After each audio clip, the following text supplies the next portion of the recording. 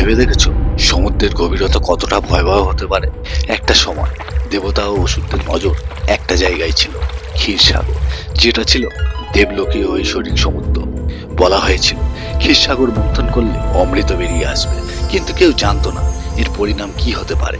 ইন্দ্রের অহংকার বেড়ে গিয়েছিল, তখন দুর্বাসা মুনির শ্রাপ পড়ে দেবতাদের ওপর, আর দেবতাদের শক্তি শেষ হতে থাকে। ইন্দ্রের সিংহাসন নড়ে ওঠে, দেবতারা হাঁটতে থাকে। তখন ভগবান বিষ্ণু উপদেশ দেন, অমৃতই একমাত্র রাস্তা, ক্ষীরসাগর মন্থন করতে হবে। তার জন্য অসুরদেরকেও সঙ্গী বানাতে হবে, কারণ শুধু দেবতাদের পক্ষে এটা করা সম্ভব ছিল না। শত্রুদের সঙ্গে আপোষ, আর এখান থেকেই আসল খেলা শুরু হয়। মন্দার পর্বতকে সমুদ্রে নামানো হয়, বাসুকী নাগকে বানানো হয় দড়ি। একদিকে ছিল অসুর, অপরদিকে ছিল দেবতা। যখনই মন্থন শুরু হলো, সমুদ্র গর্জে উঠল, আকাশ কাঁপতে থাকলো। তখনই বেরিয়ে এলো প্রথম ভয়াবহ রহস্য। সমুদ্র থেকে উঠল কালো ধোঁয়া, বেরিয়ে এলো বিশ্ববিনাশী হলাহল বিষ, এতটাই বিষাক্ত যে 3 লোক বিষের জ্বালায় জ্বলতে থাকে। দেবতা অসুর সবাই ভীত হয়ে ওঠে। তখনই প্রকট হন ভগবান শিব। উনি বিষপান করে নিজ কণ্ঠে আটকে রাখেন, সমগ্র সংসার বেঁচে ওঠে। তারপরেও মন্থন বন্ধ হয় না। সমুদ্র ধীরে ধীরে তার সিন্ধুক খুলতে থাকে। কামধেনু গাভী বেরিয়ে এলো, উচ্চ বা ঘোড়া আসলো, ইন্দ্র পেল ঐরাবত, বেরিয়ে এলো ভগবান বিষ্ণুর পক্ষে শোভা বাড়ানো কৌস্তবমণি। কল্পবৃক্ষ সবার আশা জাগিয়ে দিল। দেবতারা পেয়ে গেল অপ্সরা রূপে অপূর্ব নর্তকী।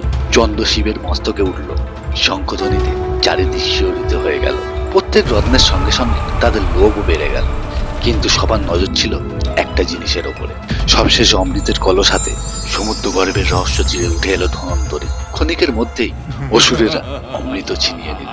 তখনই এক অত্যন্ত সুন্দরী রহস্যময় স্ত্রী প্রকট হলো, যে ছিল মোহিনী, বিষ্ণুর স্ত্রী রূপ, যার অপরূপ সুন্দরতায় অসুররা হারিয়ে গেল। মোহিনী অমৃত বিতরণ করতে থাকে, কিন্তু সেই সময় এক অসুর দেবতাদের মাঝে গিয়ে অমৃত পান করে নেয়। সূর্য ও চন্দ্র তাকে চিনে ফেলে। মোহিনী পুনরায় বিষ্ণু অবতারে এসে সুদর্শন চক্র চালায়। মাথা আলাদা, দেহ আলাদা, কিন্তু অমৃত পেয়ে গিয়েছিল। আর তখন জন্ম হলো রাহু ও কেতুর। স্বর্গে আরো একটা অন্ধকার যুদ্ধ শুরু হয়ে গেল। দেবতারা অমৃত পেল, আর অসুররা হেরে গেল। কিন্তু আজও একটা প্রশ্ন থেকে যায়, এটা শুধুই কি দেবতা ও অসুরদের লড়াই ছিল, না ক্ষমতা, পদ ও নিয়ন্ত্রণ করার লড়াই? আজও যে লড়াই চলছে, আজও মানুষ সেই অমৃত খুঁজছে।